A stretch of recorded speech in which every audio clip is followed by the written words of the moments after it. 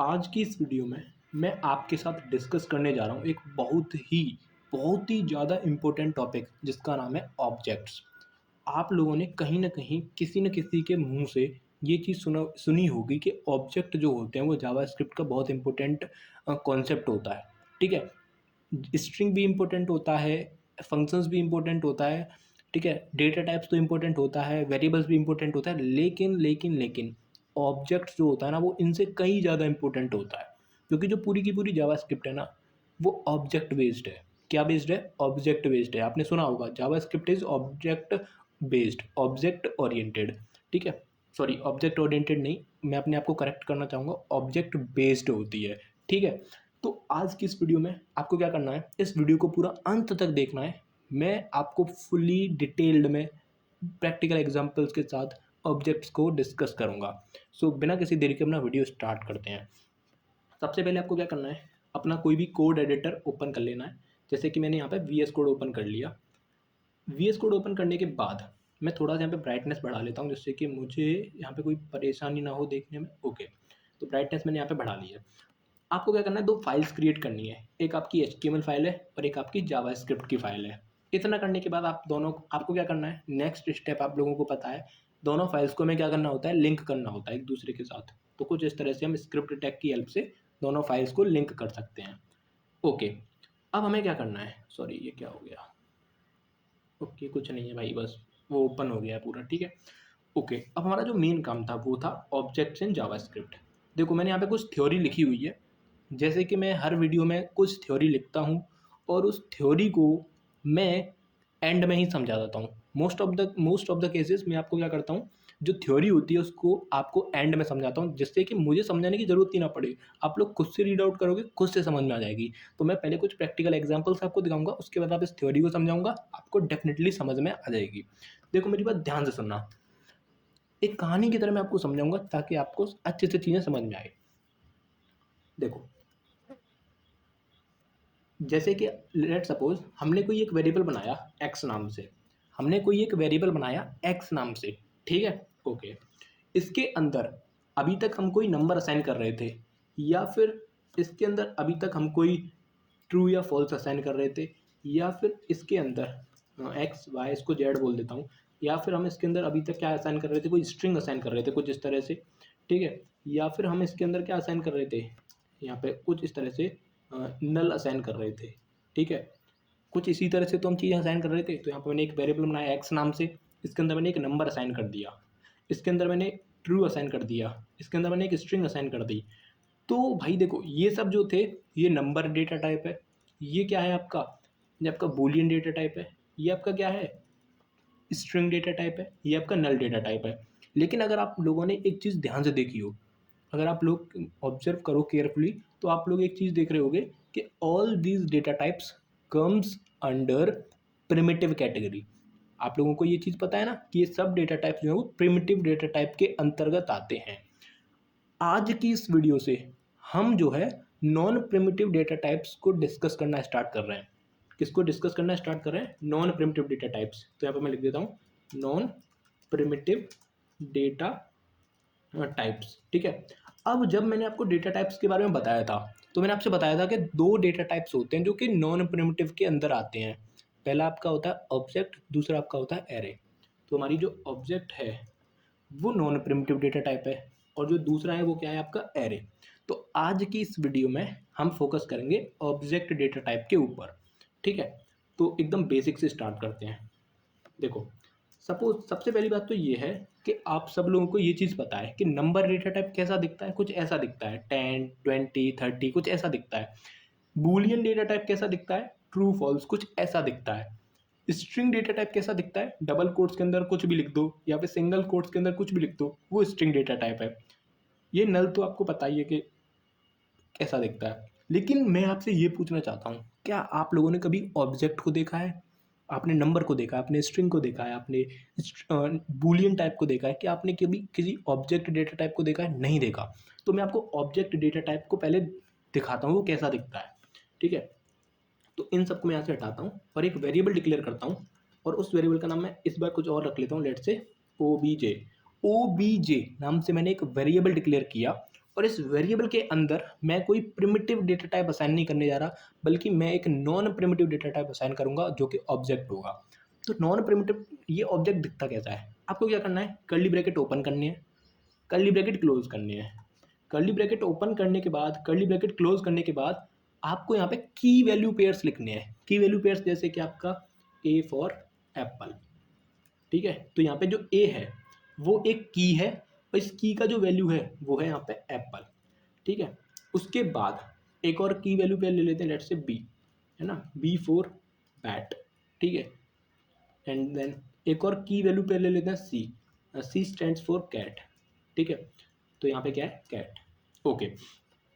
तो मैं बस आपको अभी तक ये बताने की कोशिश कर रहा हूँ कि अगर आपने एक वेरिएबल डिक्लेयर किया और उस वेरिएबल का नाम आपने ओबीजे रखा, और उसके अंदर आपने कुछ ऐसा curly bracket open, curly bracket close, और यहाँ पे ये क्या है, की वैल्यू पेयर्स, मतलब ए जो है वो की है, वैल्यू उसकी ये है, तो कुछ ऐसा हमने ओबीजे के अंदर असाइन कर दिया। सो इसी को हम क्या बोलते हैं, ऑब्जेक्ट। तो अगर मैं इसको डिफाइन करने की कोशिश करूँ, जैसे स्ट्रिंग को हमने डिफाइन किया था, हमने स्ट्रिंग को डिफाइन किया था कुछ इस तरह से। हमने स्ट्रिंग को कैसे डिफाइन किया था, string is a sequence of characters, किया था कि नहीं। देखो, string is a sequence of characters, तो ANKIT ये क्या है, ये कैरेक्टर्स का एक सीक्वेंस है जिसको डबल कोट्स के अंदर या सिंगल कोट्स के अंदर लिखा जाता है। सिमिलरली आप अगर ऑब्जेक्ट को डिफाइन करने की बात करें तो क्या होगा, object is a collection of, यहाँ पे देखिए, object is a collection of properties and methods. अब आप लोग ये सोच रहे होगे, भाई अभी तक तूने ना तो प्रॉपर्टीज बताया ना कोई मेथड्स बताया, तूने बस की वैल्यू पेयर बताया है। तो हाँ, थोड़ा सा सब्र रखिए। प्रॉपर्टीज को ही हम क्या बोलते हैं, की वैल्यू पेयर। इट मीन्स ये पूरा एक प्रॉपर्टी है, ये पूरा एक प्रॉपर्टी है, और ये पूरा एक प्रॉपर्टी है, ठीक है। सी स्टैंड्स फॉर कैट, ये पूरा एक प्रॉपर्टी है, ये पूरा एक प्रॉपर्टी है, और ये पूरा एक प्रॉपर्टी है, ठीक है। इन्हीं को बोलते हैं प्रॉपर्टी। अब आप सोच रहे हो कि मेथड्स क्या होते हैं। तो अगर आप कोई फंक्शन बना देते हो इस ऑब्जेक्ट के अंदर, अगर आप इस ऑब्जेक्ट के अंदर कोई फंक्शन बना दो, तो वो क्या होता है, मेथड कहलाता है। तो बना लेते हैं एक फंक्शन।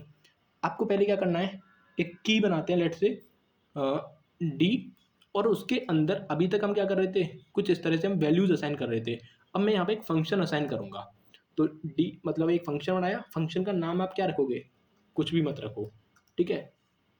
तो आप मतलब अगर आप इसको कंपेयर करना चाहते हो, तो आप इसको फंक्शन एक्सप्रेशन से कंपेयर कर सकते हो कुछ इस तरह से। देखो, डी नाम का एक वेरिएबल है, उस वेरिएबल के अंदर मैंने क्या करा, एक फंक्शन असाइन कर दिया। मैं आपके बस समझने के लिए बता रहा हूँ, ठीक है। मैं आपके समझने के लिए इसको फंक्शन एक्सप्रेशन के साथ कंपेयर कर रहा हूँ। तो आप ऐसा ऐसा समझ के चलिए, डी नाम का मैंने एक यहाँ पे वेरिएबल बनाया है, उस वेरिएबल के अंदर एक मैंने यहाँ पे फंक्शन असाइन कर दिया है। तो ये कैसा दिख रहा है, ये फंक्शन एक्सप्रेशन जैसा दिख रहा है। बस this is for your understanding, ठीक है। अब यहाँ पे आप चाहे नेम लिखो, मतलब आप यहाँ पे नेम भी लिख सकते हो फंक्शन का, जो कुछ भी आप रखना चाहते हो, या फिर आप नहीं भी देना चाहते तो मत रखो। That is named function expression और एनोनिमस फंक्शन एक्सप्रेशन जो हमने डिस्कस किया था, ठीक है। तो यहाँ पे मैंने क्या करा, डी नाम से एक की बनाई, और उस की के अंदर मैंने यहाँ पे एक फंक्शन असाइन कर दिया। ये फंक्शन क्या करेगा, सिंपली लिखेगा console dot log, CLG console dot log, अब एक मिनट रुको, कंसोल डॉट लॉग, और यहाँ पे मैं लिखता हूँ, let say I am a method, okay. तो जब इस फंक्शन को आप कॉल करोगे तो आपको कंसोल पे क्या दिखाई देगा, कंसोल पे आपको बस इतना दिखाई देगा, आई एम ए मेथड। यहाँ तक आपको समझ में आ गया।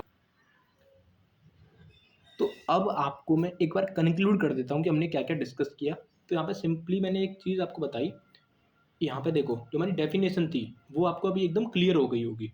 ये आपको डेफिनेशन एकदम क्लियर हो गई होगी कि ऑब्जेक्ट जो होता है वो कलेक्शन होता है प्रॉपर्टीज़ का और मेथड्स का।